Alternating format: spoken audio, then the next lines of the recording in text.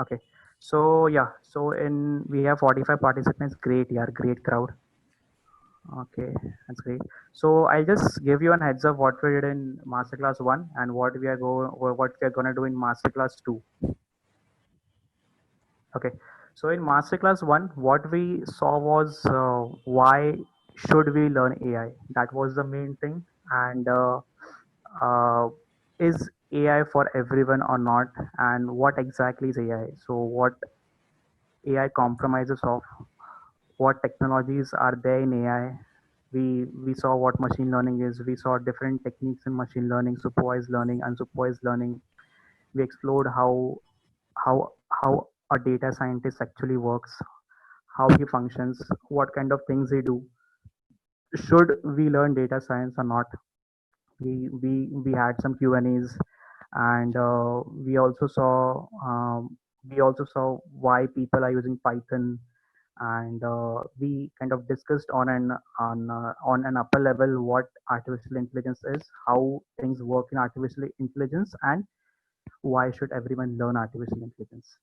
So in masterclass 2, we are gonna see the topic of this masterclass is entire Python which is needed for data science. So I have decided to uh, keep this topic divided into two, because covering an entire Python in just 1 hour or 1.5 hour is really a tough challenge, and it would be like many people won't really understand. So I've decided to keep it in two, and we will go step by step and slowly, because I know that there are many students who are currently in this session, and many might be seeing Python for the first time. So yeah, so I would request all to please open their Anaconda Jupyter notebooks, or please open Google Colab. I'll show you. Wait a second.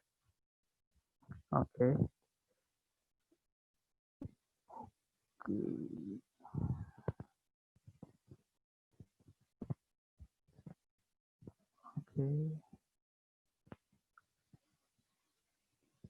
Okay. Okay. Okay. Okay.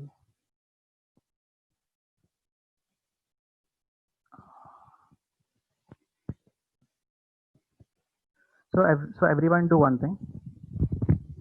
Just do a simple Google of Google Colab, and everyone open this first link. Or if you're using Anaconda Jupyter prompt, just open a simple notebook on it. If you have any doubts, just blindly ping me on chat. If you're stuck somewhere, just ping me on chat. Okay, just ping me on chat. So, is the screen visible? I think there's an issue with the screen. Okay, just a second. Application window. Chrome tab. Yeah, that's what I wanted. Okay, so you must be seeing Jupyter Notebook on your screens, right? Just give me a thumbs up if you're clearly able to see it. I just ping me on chat. Yes, no.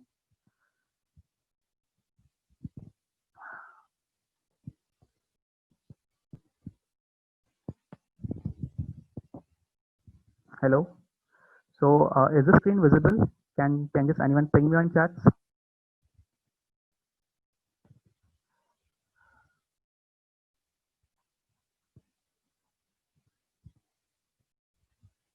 Okay. Thanks, Raful. Thanks for the confirmation. Okay. So the agenda today is we want to learn the entire Python for data science, right? Okay. So the first thing which it says, if you don't have Anaconda installed, what you guys need to do is, I'll show you. Uh, wait. Yeah. So yeah, everyone do a simple Google of Google Colab, and once you have done that, just open any link of which you see of Google Colab.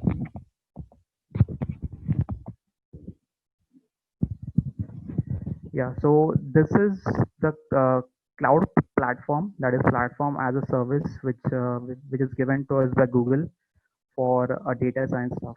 So many people use this. Okay.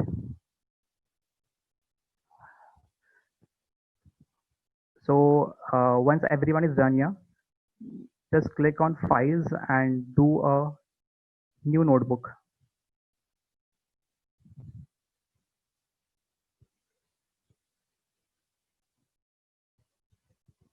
Okay, it's loading. It takes time. Okay, great. Okay, so once you're here, just give me a ping on chats that that you guys have reached here, so that I can continue out. Just ping me on chats. Yeah, yeah, yeah. Spider would be good. Yeah, yeah. Spider, Jupyter Notebook, Jupyter Labs, anything would be great. So if you're able to see my, let's see, name it.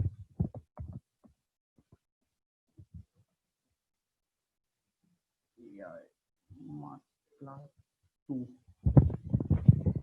Okay, so if you are able to see this notebook, just give me a ping on chats. Yes, no, anything would be great. Okay, so you're not able to see. Okay, just give me a second.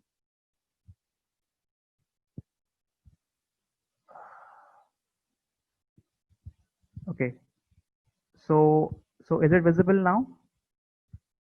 Is it visible now? Okay, great, great. That was a relief. Okay, so is everyone here? It's okay if you are on Spider, if you are on Jupyter Notebook, or if you are on Google Colab.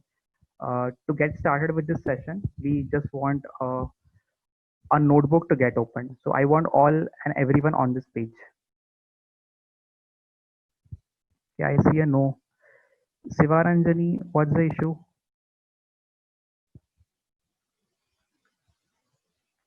Okay, great, great. I see lots of yes. I'll just go ahead with it. Okay, so once you're here, it's great and amazing. So, wait a second. Uh,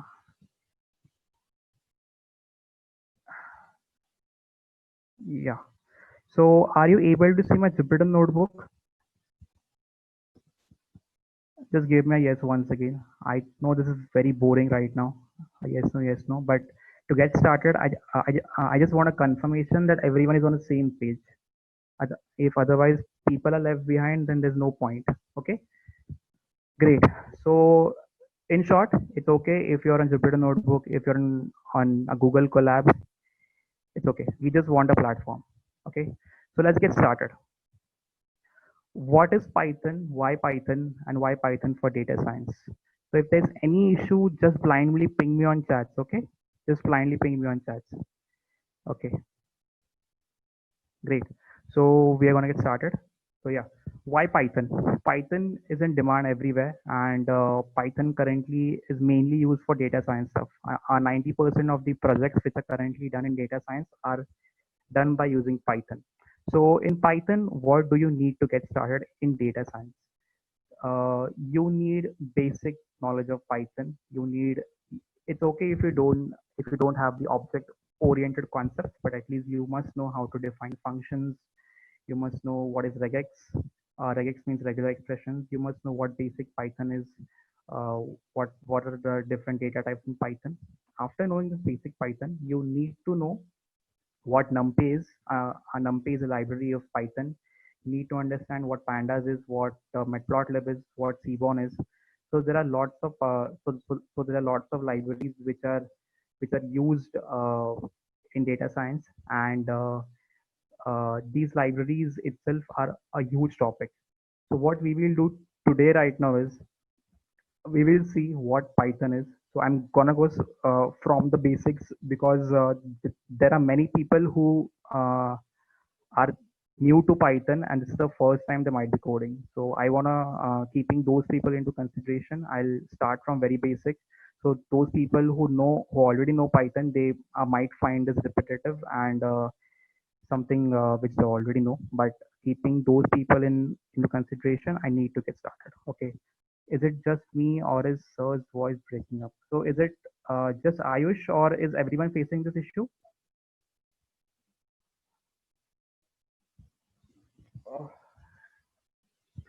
So if the voice is really bad, just ping me. I'll see something if I can do. Or is it okay? Just ping me. Anything would be great. Actually, it's okay, but I would recommend all of you, the participants, use an earphone. So it will help you out. So that is what I just tried because with laptop it was quite disturbing. But when you plug in your earphone, it's quite good. Okay, So okay. that's a humble request from our side. Please use an earphone, and it will give you a clear voice. Yeah, yeah. It could be because there are 50 participants and there's a net issue also. Yeah, so I guess it's internet issue, not the participants Yeah, issue. So we'll yeah, check yeah, it next time. yeah. Just use headphones and earphones. Okay,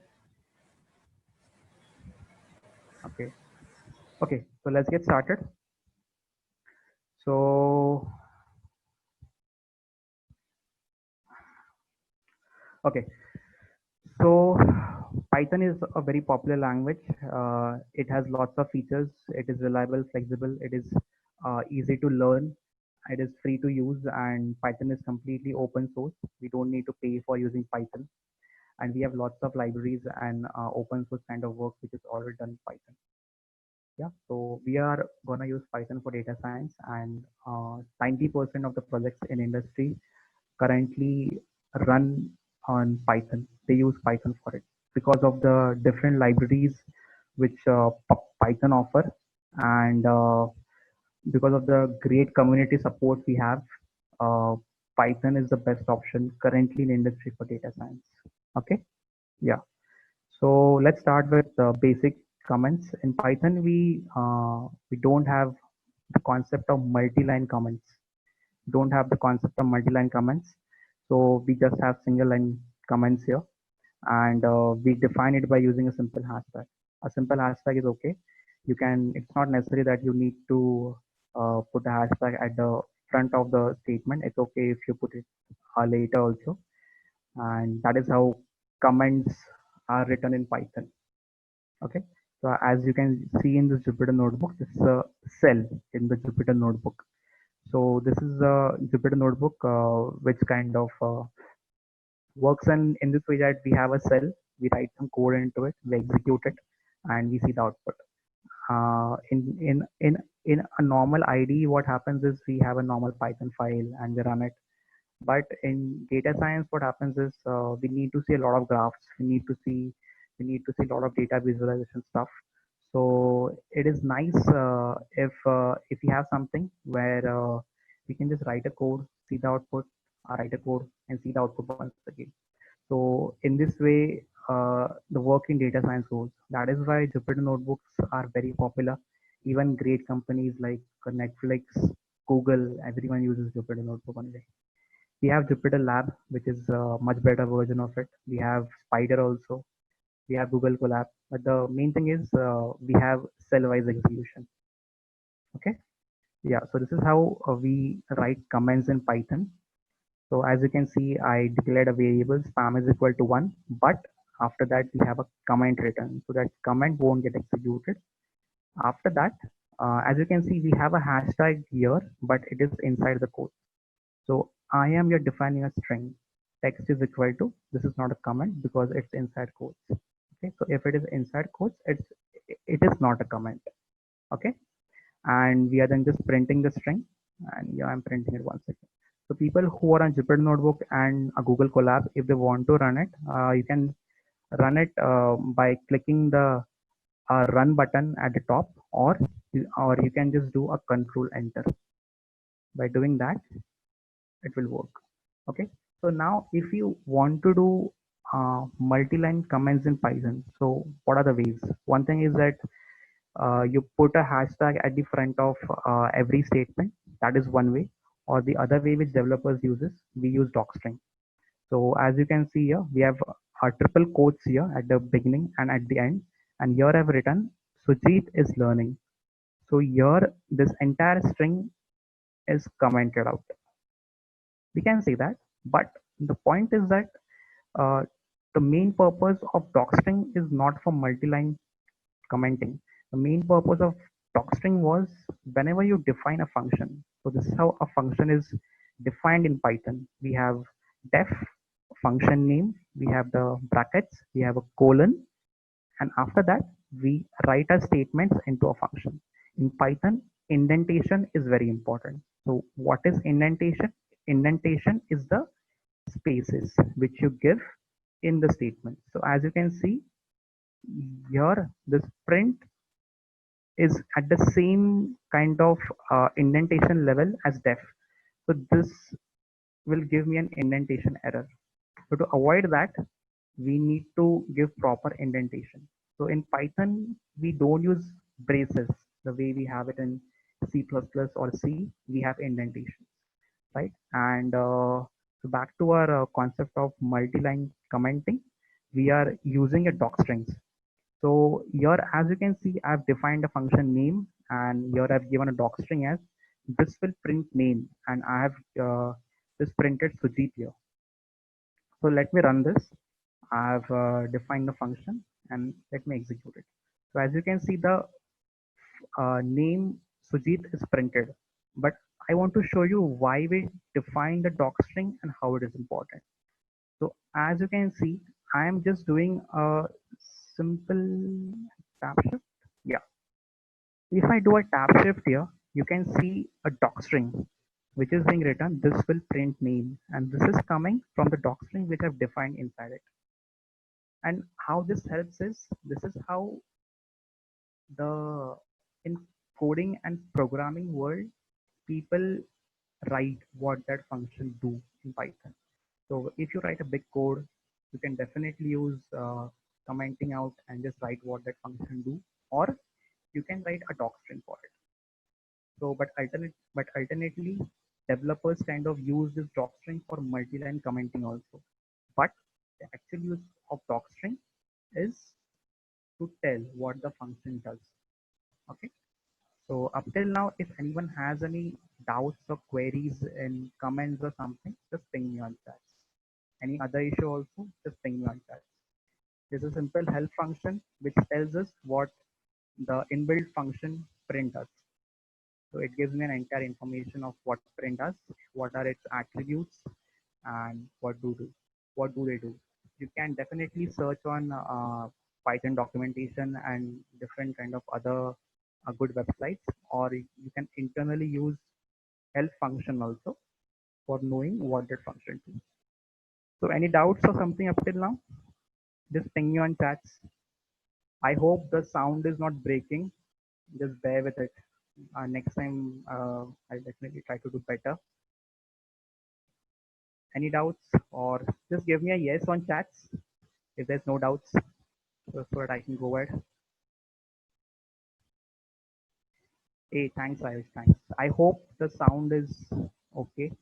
So one more time, may I know what is the user document? Okay, no doubts, sir. Rajeshwari. I hope the sound is okay. Can just give me a can just give me a confirmation on the sound. That would be a relief for me. Hey, thanks, man. That gave me a relief. Okay, okay, great. Thanks a lot. That felt like a relief. Okay. There's one doubt from Shivaranjani. Can you tell me what docstring does? So, Shivaranjani, let's try to keep it simple. Docstring will tell you what the function will do. Simple as that. Simple as that. Nothing. It is the documentation for a function. Okay, just try to keep this thing into mind.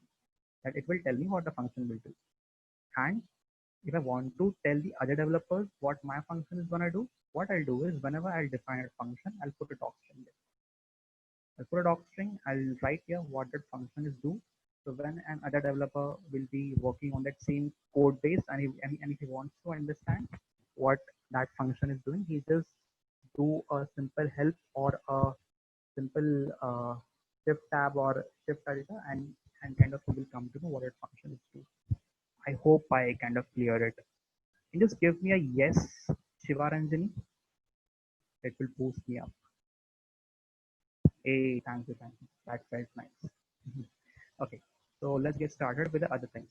So I know that these things are very basics, and people who know Python would be finding this is something which they already know. But the point is that there are many people here who are using Python for the first time. Keeping those guys into consideration, I can't go into hurry. Okay, yeah. So let's start with the basic data type. In any programming language, we have data types because we're gonna use with data. So we have data types to tell what that data is. So in Python, we don't kind of explicitly say that this is an integer, this is a float, this is an integer float or this is string. What This is something which happens in C and C++.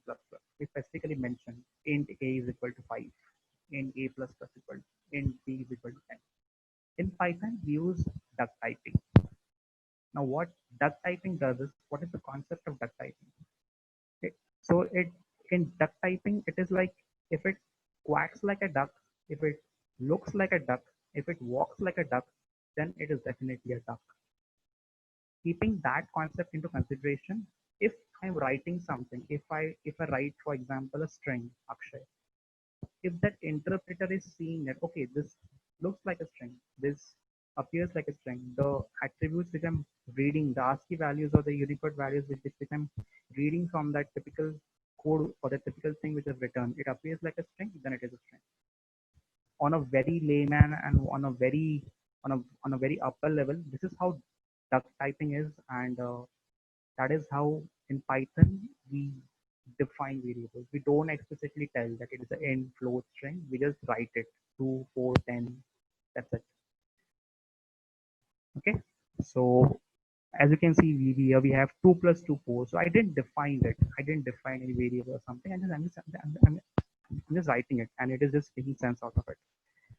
So on an upper level in Python, we have numbers, we have strings, and then we have compound data types. Like we have lists, we have sets, we have dictionary, we have tuple. If I go into much more detail, then we have frozen sets and many more things. But we kind of never use such things called frozen set and all. But just on a much more detailed level, yes, we have total 17 to 18 data types which are in Python. But you will have to just deal with 7 to 8, and that's okay. Okay, so we can use this Jupyter notebook size as a calculator.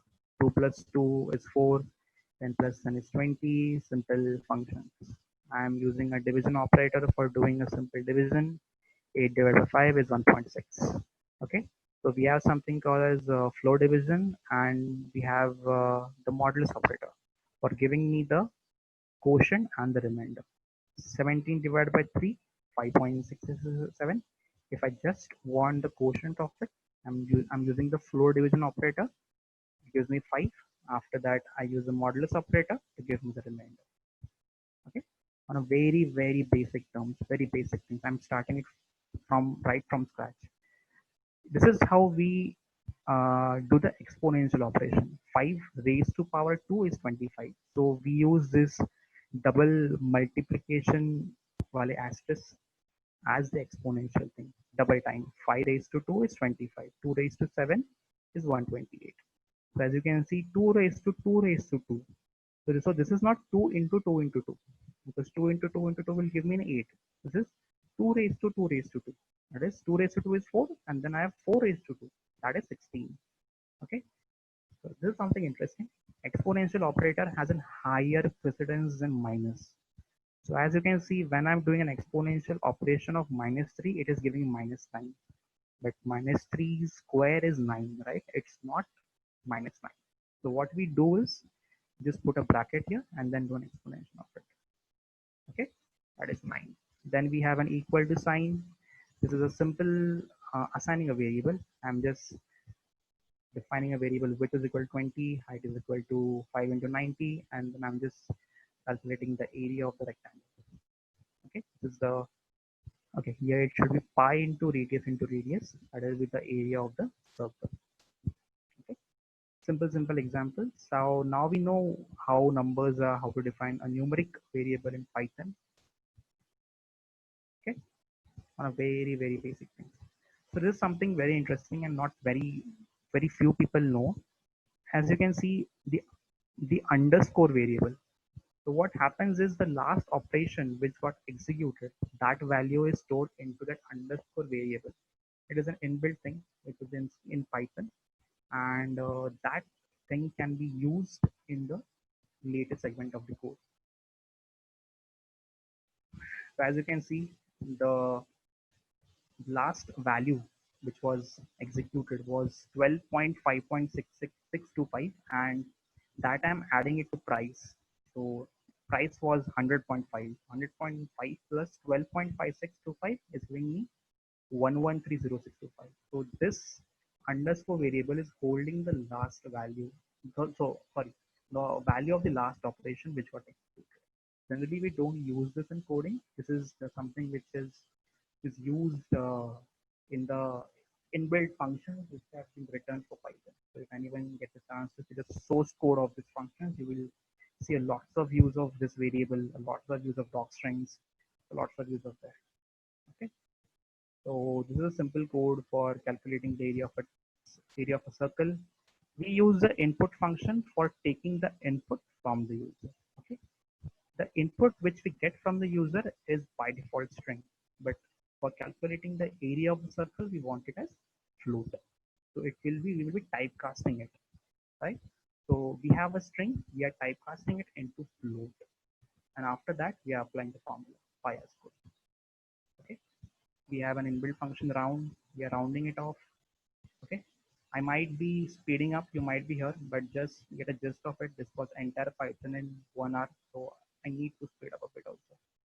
So that is we have in the numeric thing. Any doubts? Something? Just ping me on chats. Okay, we have lots of doubts. Ayush sir, okay, Ayush Agrawal is asking. That is Ayush 4 raised to 2. Okay, it is 4 raised to 2. Okay, just give me a yes on chat. It is 4 raised to 2. Oh, great, great. Amit is asking, is it follows BODMAS rule of math equation? Yes, it follows BODMAS. It follows BODMAS. BODMAS is something, Amit, that is how math is done. So it needs to follow BODMAS. It is like you cannot skip BODMAS. That is how math is done. You cannot avoid BODMAS. But sometimes in programming world, you will see some thoda bahut upar niche hota hai when you kind of deal with binaries and all. So at that time, just because how the computers work or how machine language work, sometimes we need to tweak a bit some of these things. Like we know that -3 square is 9, but just because in Python we have given higher precedence to exponential, Python will definitely print it as -9. So because we know BODMAS, we need to make that correction. But okay, -3 square will be 2. Okay. Okay. Okay. So we are done with numeric. Any more doubts on numeric? Just ping me on chat something which you have not understood, or if you want me to repeat it out.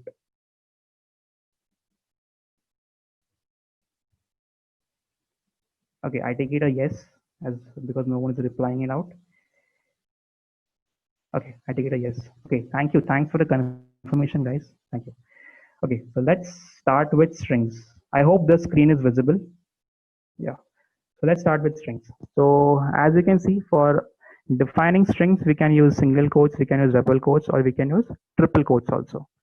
Now, why do we have these two things? Generally, in English language, if you see, we use double quotes while in text. If you see, if we say Akshay said,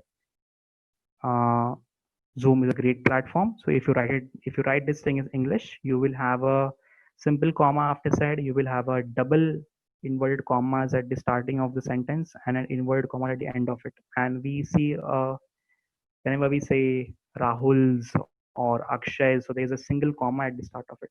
So deal with such kind of things, that liberty is given for strings for using all these three quotes for defining it. So we have single quotes. Yes, as you can see, we have SpamX, which has been defined by using single quotes. Now, as you can see, if I remove this backslash, if I try to execute it, it will give me a syntax error because this single quote is getting ended here, and we don't have another quote for ending this single quote. So for dealing with that issue, we have an escape character here. So it kind of gets us solved there. Or you can also do it in this way. You can do it this way also. So we don't need to write this dirty escape character. So as you can see, my name is Asmita. My father's name is Ravidas. I'll print it. Simple as that. I'm defining a string and I'm printing it out using print function. So you can use double quotes, you can use single quotes, you can use triple quotes also. Just pay attention to this example.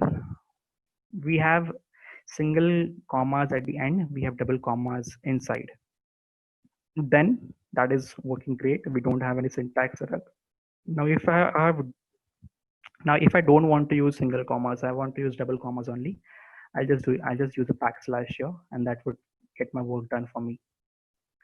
Okay, here also I've used single commas outside, there's one single comma inside, and there's also double commas also. So you can see it's working great. Okay, yeah. So this is just somewhat playing with commas and how string works. So one issue which many people faces whenever they kind of work with the path of the file.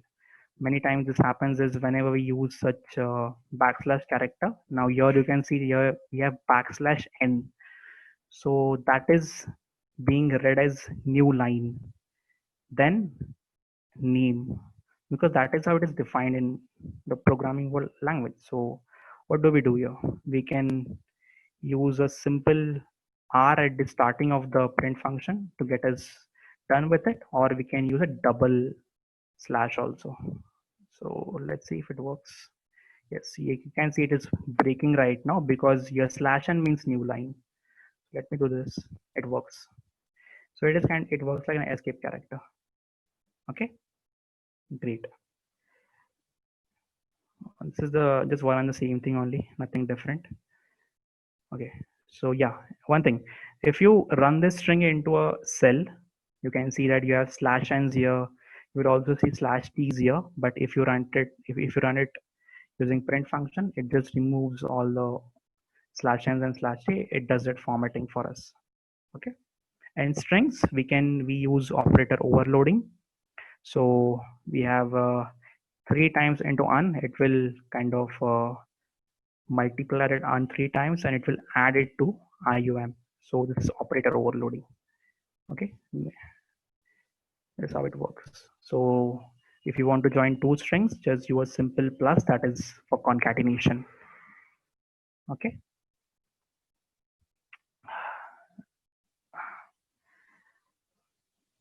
Okay, great. There's nothing new here. Just run the same examples only. Nothing new, nothing different. As you can see, I've defined a string and I'm just simply printing it out. Okay, nothing different. Okay, so next thing is indexing and slicing. So before starting this topic, any doubts up till now? Just ping me on chats.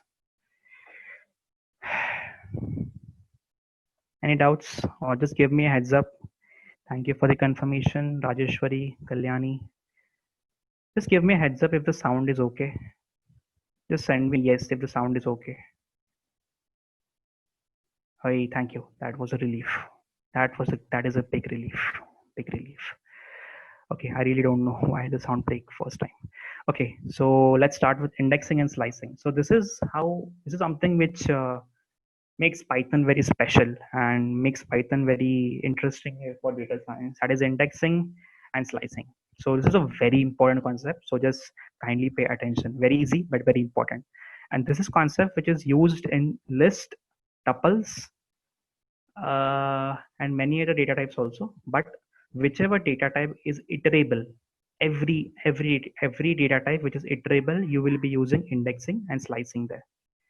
Okay, so as you can see, I've defined a variable as word, which is as Python, and after that I'm doing a simple indexing of word 0. It is returning me p.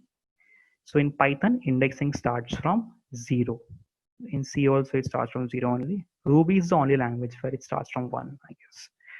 So yeah, in Python, indexing starts from 0. I'm fetching the first item of that variable, that is p. Okay, I'm fetching the fifth one. It should give me n because p stands for 0. So y will be 1, 2, 3, 4, 5. So n will be 5. It should give me n. Great. So yeah, that is forward indexing. Okay. Now if you see backward indexing, now if I want -1, the last character, when I put -1 here, it will give me n. Okay. Then I have -2, that will give me o. Then I have -6. Now this is very interesting. -6 will give me p. So we have two ways of fetching the single item of that variable, by using positive forward indexing and by using negative reverse indexing. How this indexing is written in Python? It is written by using the data structure Q. If someone wants to know in much detail, Q, if you might have heard, if you might have learned about data structures, which many people skip in colleges. But yeah, by using Q, this indexing and slicing has been implemented internally in Python. And we use forward indexing and backward indexing. Wait, I'll see if that, yeah. You can see here, this is how indexing is 0, 1, 2, 3, 4, 5, 6. And after that, we have reverse indexing -1, -2, -3, -4, -5, -6. We don't have a 0 here. We just have 1, 0. And the reason is we have implemented this indexing by using the data structure Q. Because of that, we don't have a repetitive kind of an indexing. Okay. So yeah, we have seen reverse indexing. Now we will see slicing. Word 0 to 2. So just try to understand, when I say 0 to 2, just pick the first item which was given by 0, that was t. Then what is given by 2? By 2 it is giving me t. So it won't be returning me pyt, it will just return me p and y. So the last one is kept out. As you can see, word 0 to 2 is py. Okay, तो आखिरी वाला skip हो जाता है. Last one is skip out. Word 2 to 5 is tho.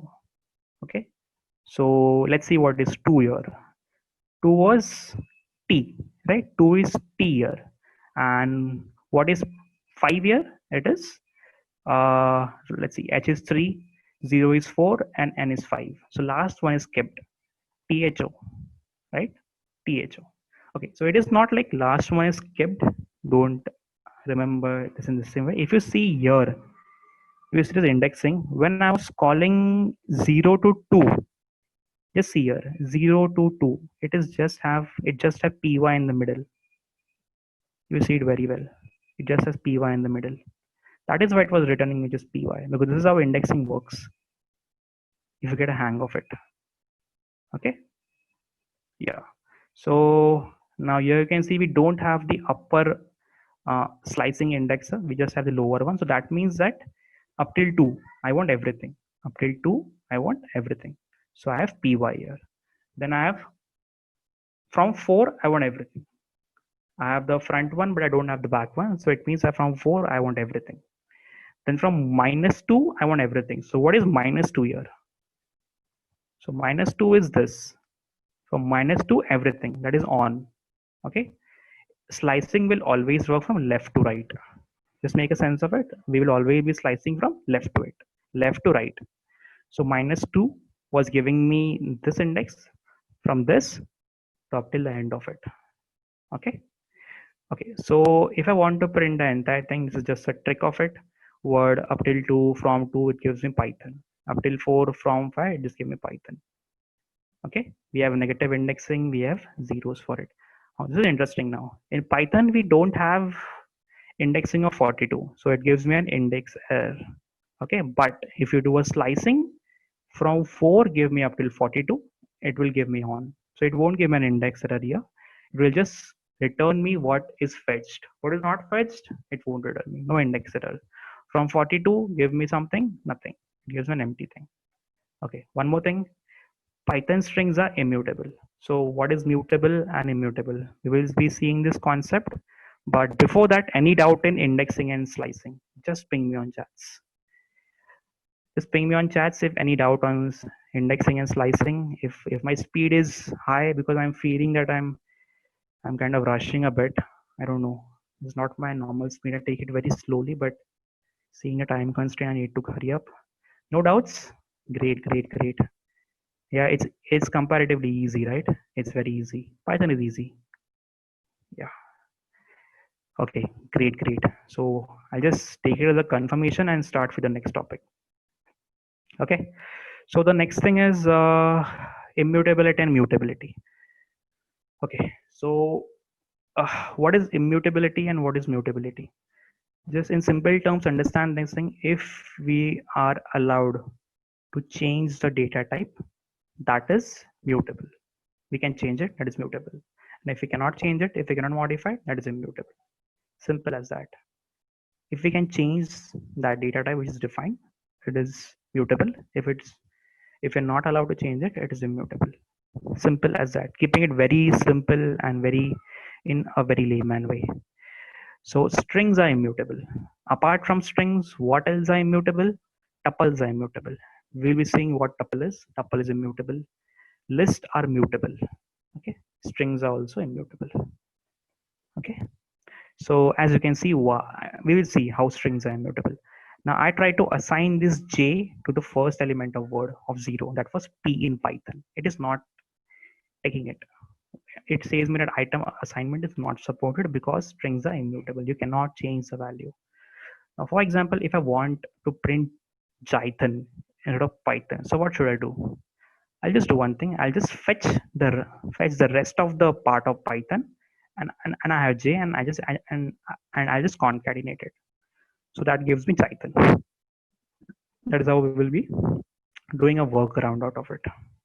Okay, simple as that. Nothing new. Simple slicing operation. The main thing is strings are immutable. Okay, we have a length function of strings which gives me 34 it. Okay, so okay, before this I'll show you something in strings.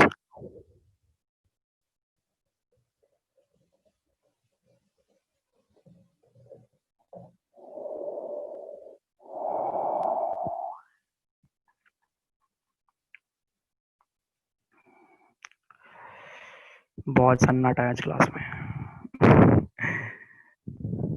Okay, stop sharing. Share Chrome tab.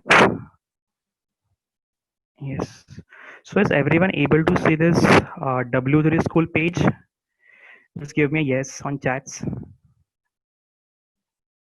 Okay, great, great, great. Okay, so strings is not so much small. What I cannot teach you everything right now in a very small amount of time, but I'll definitely show you the entire roadway for it. We know what string is now. Now we want to see what inbuilt functions string have, what different operations which we can do on string. So these are the various kind of operations which are okay to work in a typical industry. Even if you know these functions, you're more than enough. Okay, so we have capitalize, we have case fold, we have center, count, encode, we have ends with, we have find, normal functions which are very much explanatory.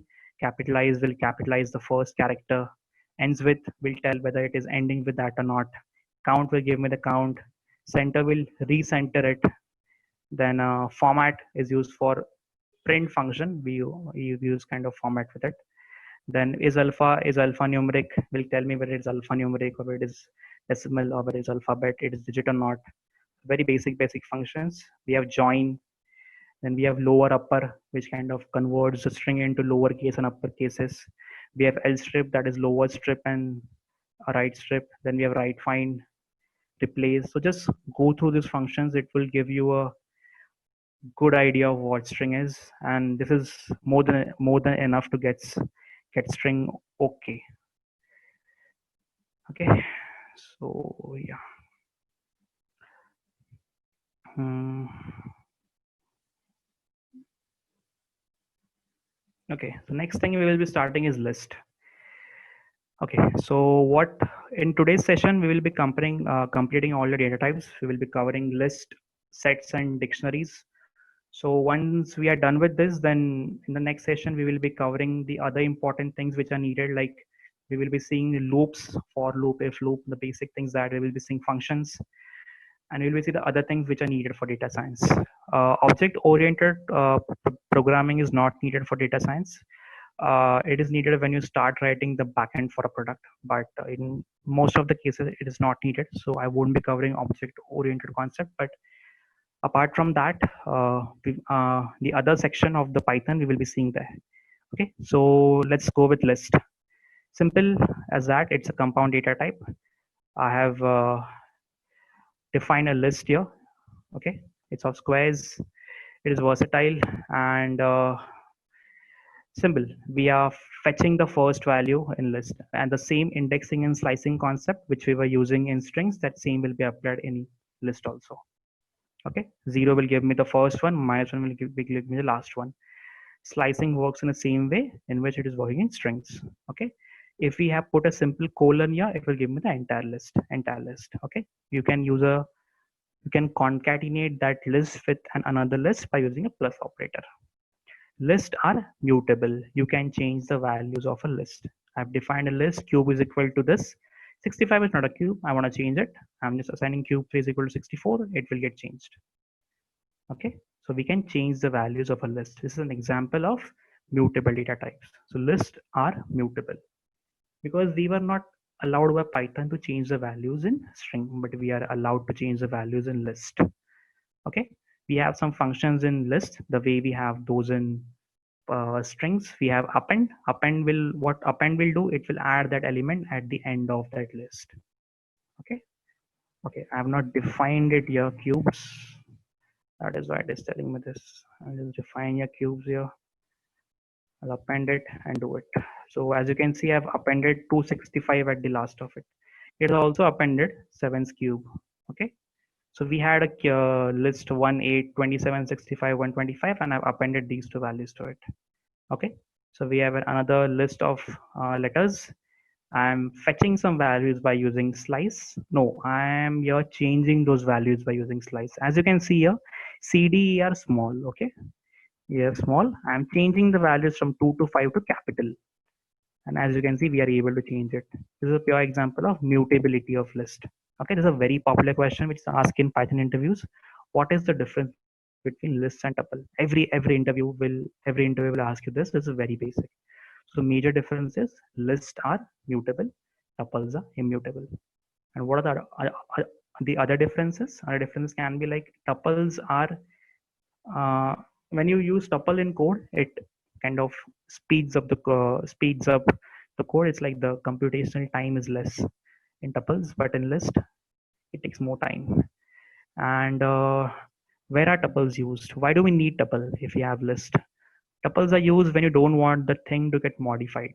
So if you are doing if there's a login request from a client to a server, and if you want to send that username password to server to validate whether it's right or wrong, a hacker can breach in between and see whether it's right or wrong.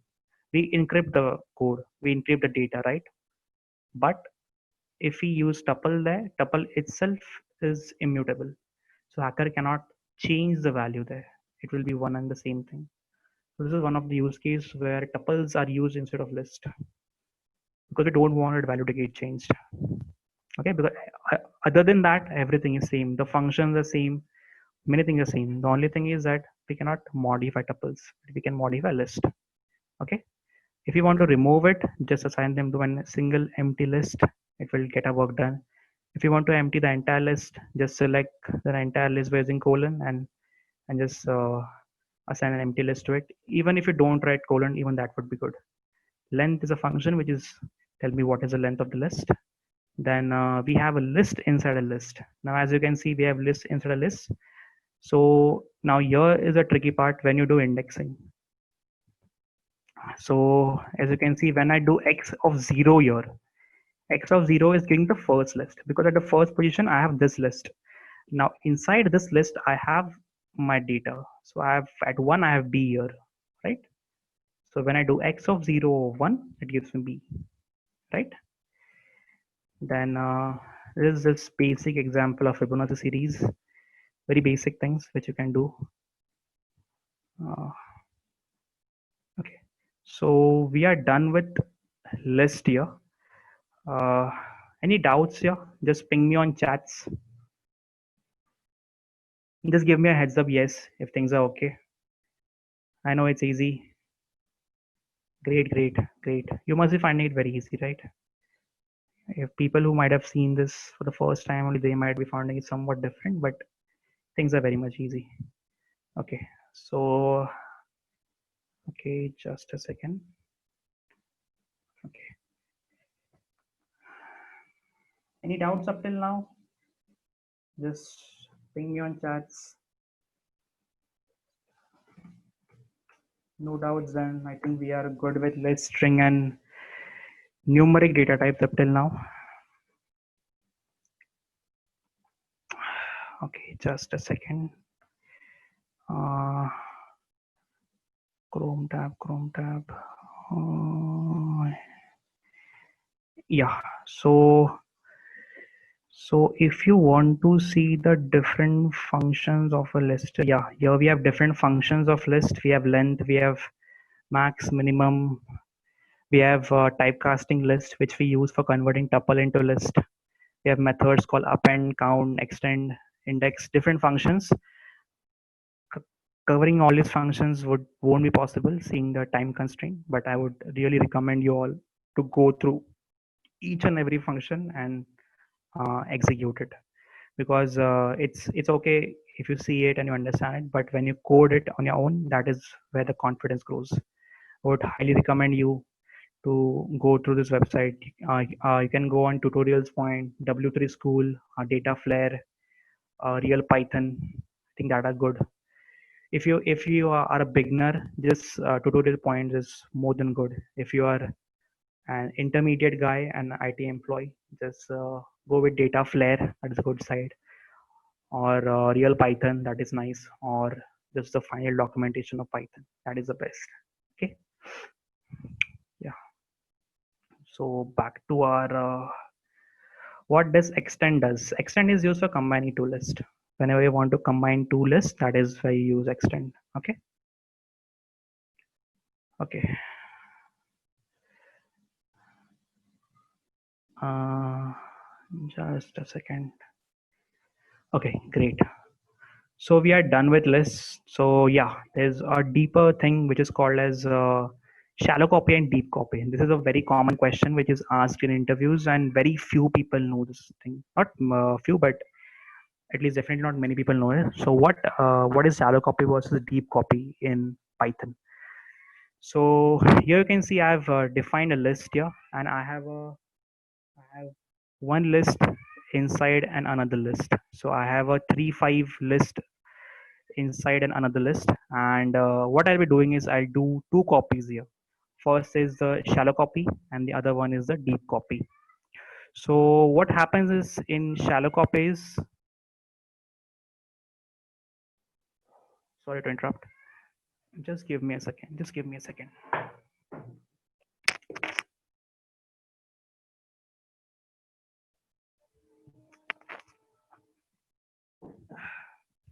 Yeah, I hope the sound is not broken.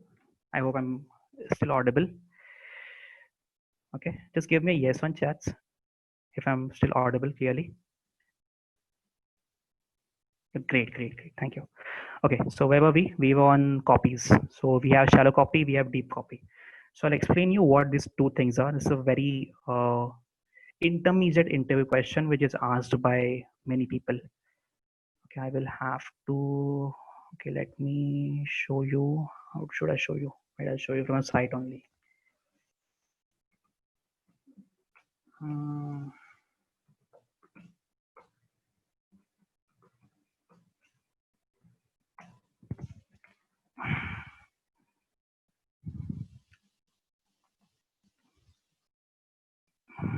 Just give me a second. I will have to switch the tabs here.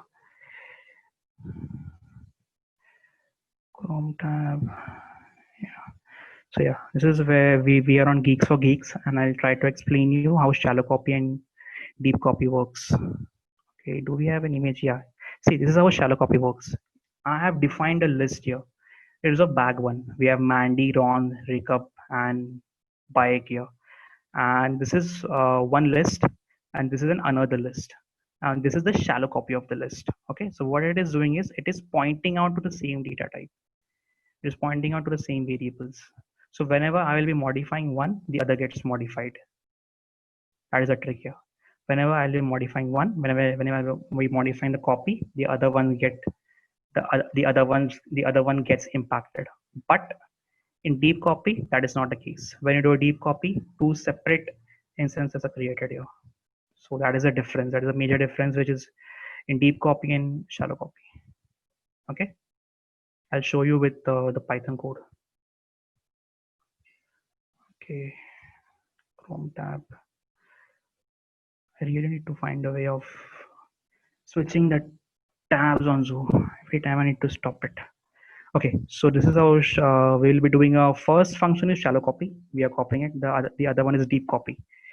So we have a list 1, 2, 3, 5, 4, and we are doing a deep copy of list 2. And after that, I am modifying list 2. I'm modifying list to 2, 0, 7. So as you can see, I'm modifying this thing 3, 5. I'm modifying this 3 to be as 7. After that modification, I'm printing both the things, shallow copy and deep copy also. So this first thing is of deep copy. So as you can see, the original list was 1, 2, 3, 5, 4. This is what I did after a deep copy, and this is the L2 which I modified. As you can see, L2 is modified, right? I did a deep copy of L1 to L2. L2 is modified, and after that I printed L2. This is my L2 and this is my L1. So as you can see, L2 is modified, but L1 is not impacted. Okay, but that is not the case when I do with the shallow copy. Same operations, nothing different. I do a shallow copy and I modify it. L2 is modified, but here it gets modified. Here the original element gets modified. That's the difference between deep copy and shallow copy. Very, very important question which is asked in interviews. So before starting dictionaries, any doubt up till now? Okay, Kalyani is saying that your voice is breaking. Okay, so is this a case with everyone, or is it just the Kalyani, or is it just Kalyani? Okay, so no, sir. Okay, fine. So Rajeshwari is able to clearly hear me. Is my voice breaking? Just ping me a yes if it is breaking, or ping me a no if it's not breaking. Okay, great. Okay, great. Thank you. So any doubt on shallow copy and deep copy? Any doubt on shallow copy and deep copy? Yes or no? Okay, Abhinaya is saying no. Ashifa is saying no. Oh, great. I think we can get started with dictionaries now then. Okay, so dictionary is a key value pair. We have a key, we have a value. Okay, I have defined a dictionary. Fruit is equal to apple, color red, state fresh. I'm printing a dictionary. Everything is in the form of a key value. Key value. How to fetch that value? I fetch it by giving the key to the dictionary. I have a value of red with the key of color. I am passing that color to the fruit dictionary. It is giving me red. Okay. After that, the same thing can be done by using the get function also. Get color gives me red. Simple as that. Okay. I'm changing the value of dictionary here. Color, change it to green. I don't want it as red. I want it as a green apple. That will get changed. Okay. I'm not executed it, right? Let me execute it. Okay, let's do this thing. Okay, I have not.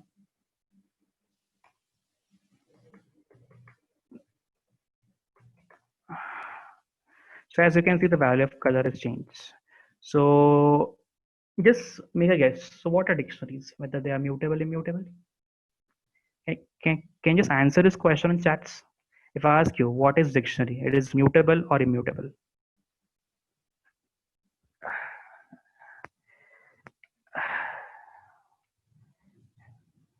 Mutable. Okay, so we have many people saying mutable. What if I tell you this answer is partially wrong?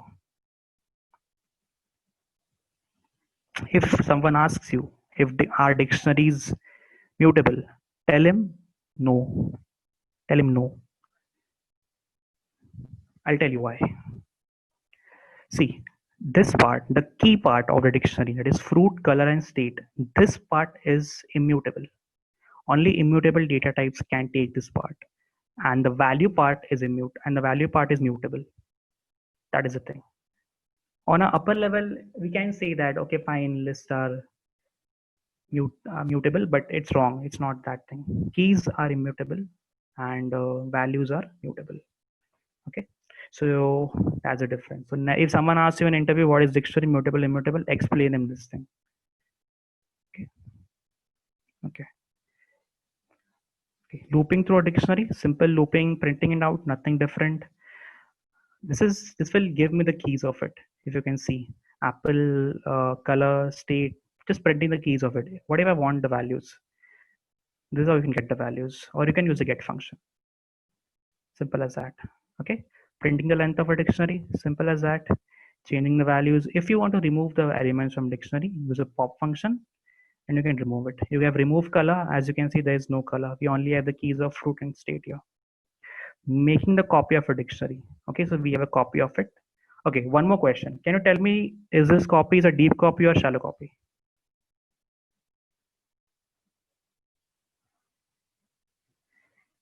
Great. Ilham has told right, keys cannot be changed. Yes, keys cannot be changed. Okay, the other question, uh, that copy which I show you. So is that copy shallow copy or deep copy?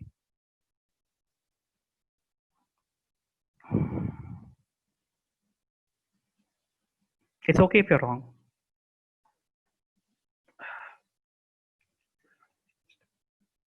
Deep copy. Okay, someone is saying shallow copy, deep copy, deep copy, deep copy, deep copy, deep copy, shallow copy. Makes answers.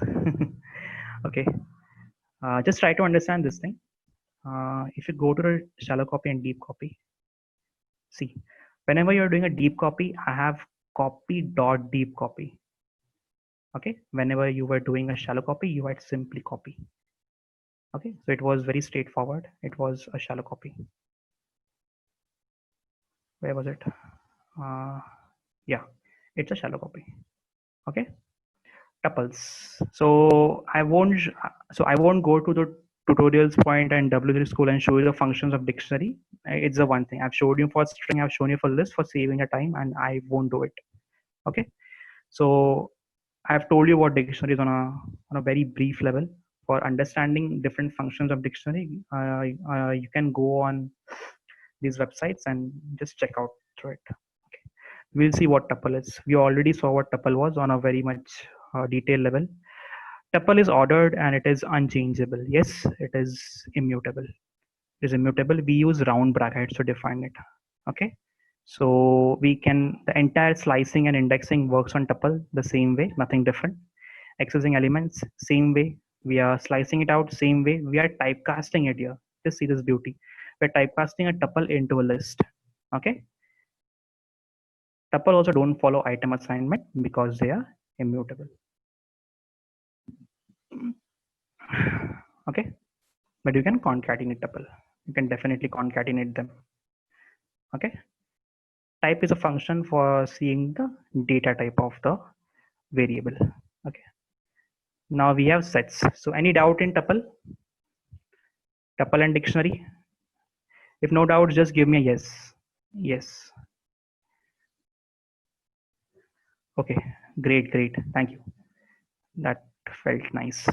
Okay. Set. So set is unordered and unindexed. This is a very important thing, and this is a very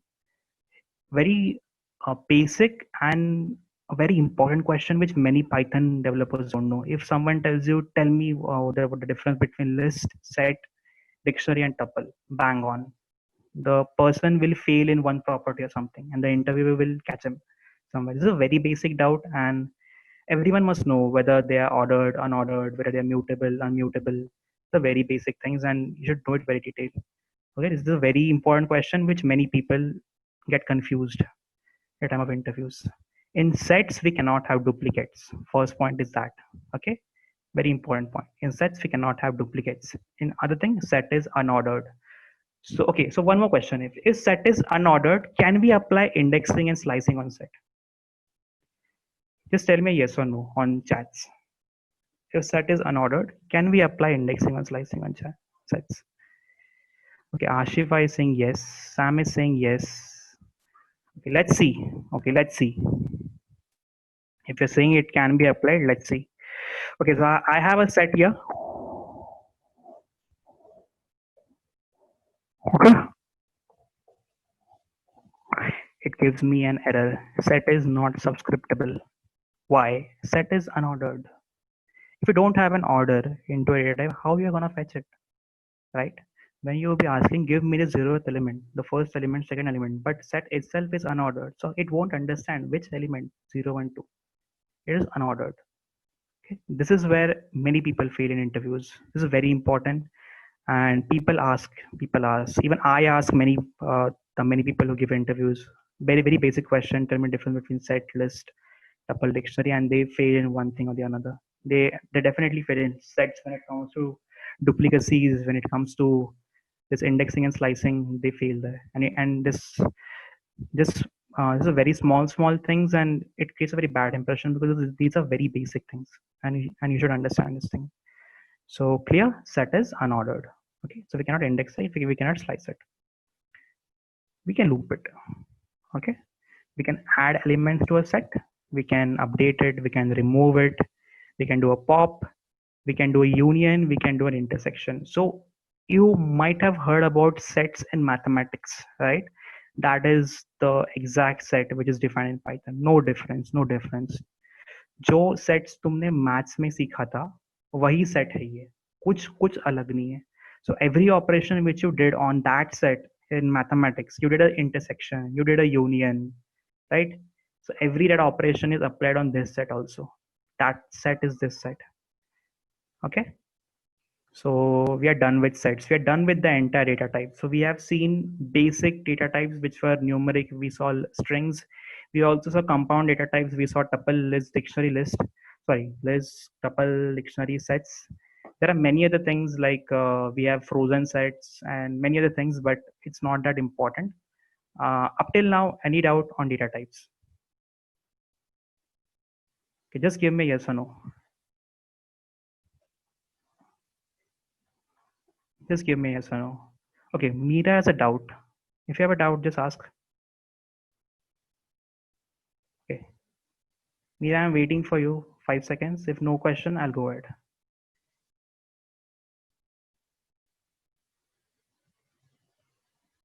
Great man, great.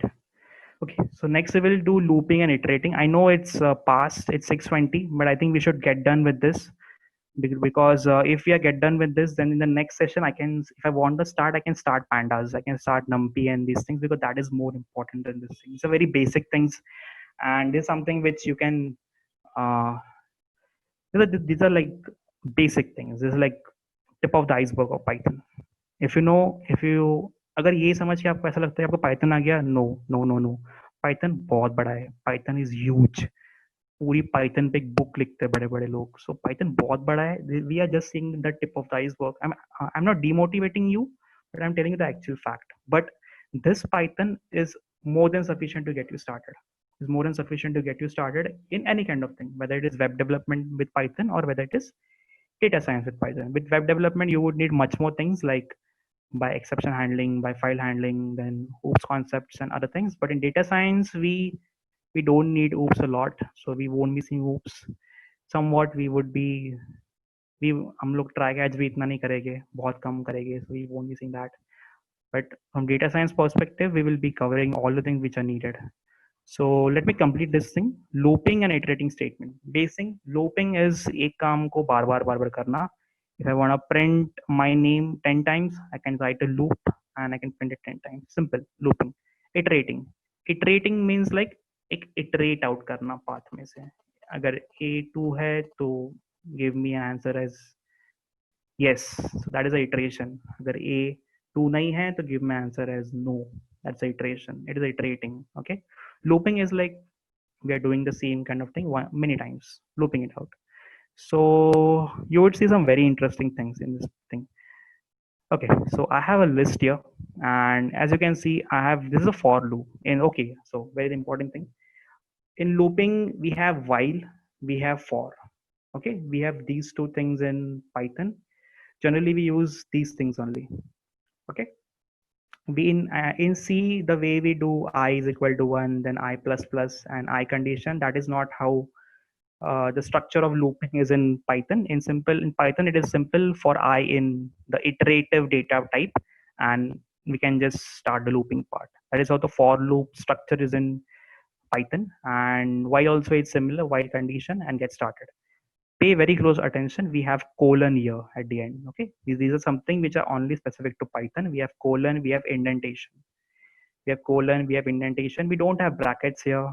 Okay, so this is how loops, the structure is in Python. We have simple for loop for I in L, as list is an iterable. Okay, what is an iterable? A data type which can be iterated. It's an iterable. Okay, for I in L, so it will go to every element of the list and it'll print it. Simple as that.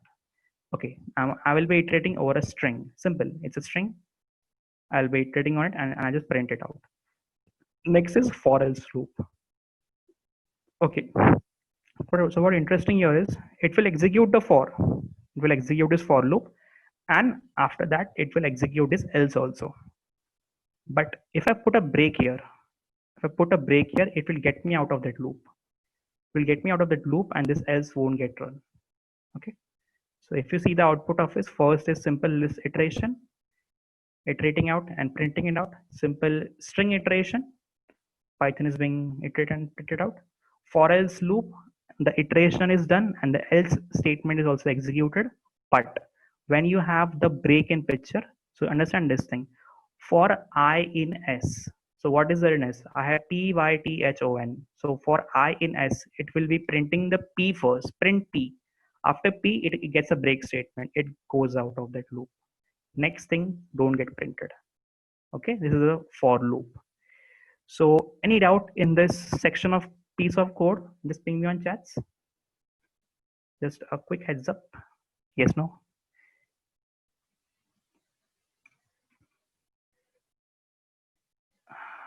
No reply. I'm waiting for a quick yes, no. Anyone? Okay, great. No doubt. Shruti, Harshita, Kavya. Thank you. Thank you. Thank you for the replies.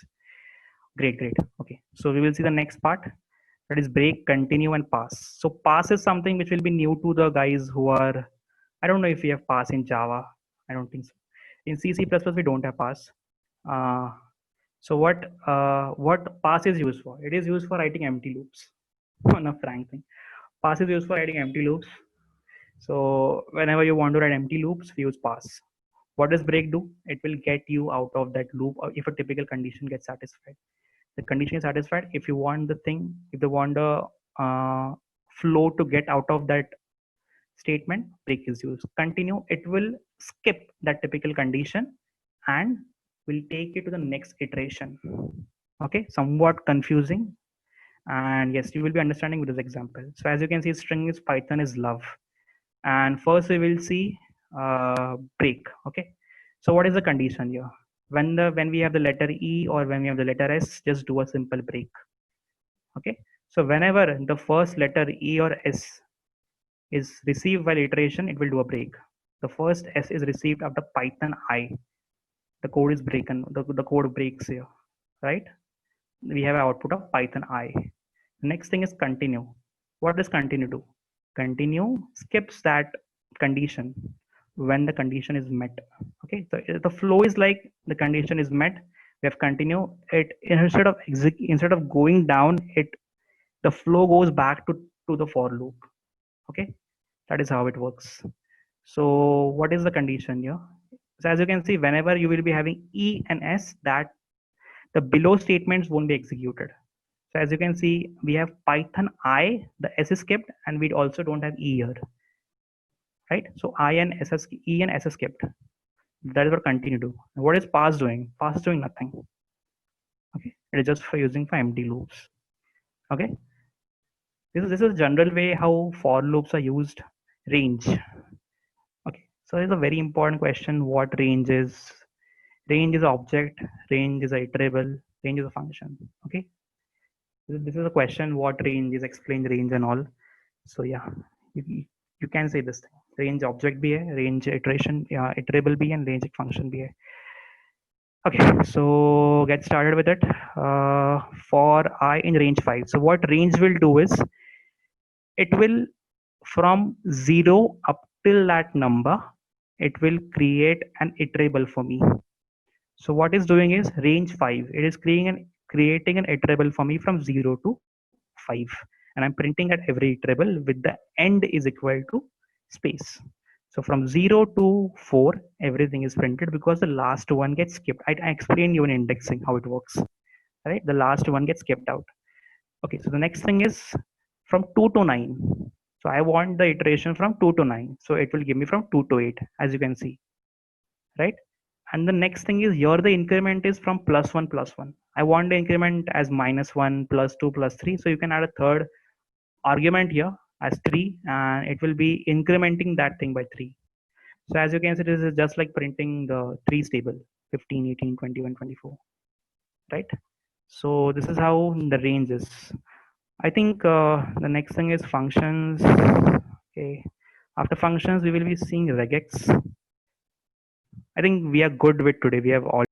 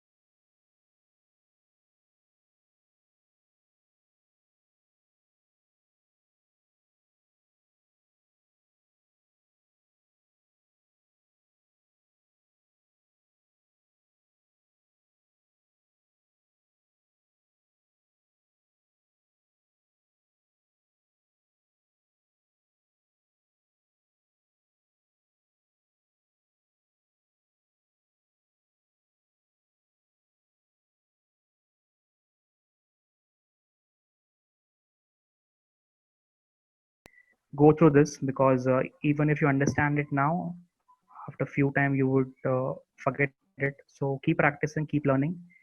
And if you face any doubt, just ping on WhatsApp, ping to Akshay sir or ping to me. We are there to help you anytime. Okay. So I think we are good to close. Akshay.